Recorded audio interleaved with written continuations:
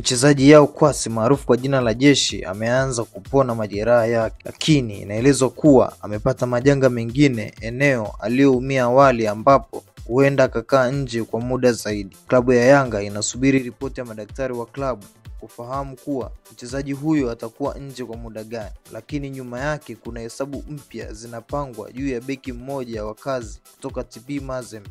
Endapo Yao atashindwa kuhai kurudi licha ya kuonekana anajaribu kucheza mpira mazoezini, Yanga itamshusha beki Ibrahim Keita, raia wa Mauritania. Pale TP Mazembe, Keita ameshawaaga mabosi wa klabu hiyo na amewagomea kata kuongeza mkataba ambapo unamalizika mwezi ujao, huku Yanga na Kaizer inayofundishwa na Nabi zikiwa zinavimbiana huduma kwa ajili ya msimu ujao. Mbali na Keita, nyota wengine waliopo kwenye rada za Yanga ni Josephat Almurat kutoka Singida Black Star, Komizo Maiga kutoka ASEC Mimosas, Dua Steven kutoka Kengold, Amos Obasogi kutoka Singida, Jonathan Soa kutoka Singida, Faisal Salum kutoka Azam, Enoki Enonga kutoka AS Vita, Mohamed Omar kutoka Polisi ya huko nchini Kenya.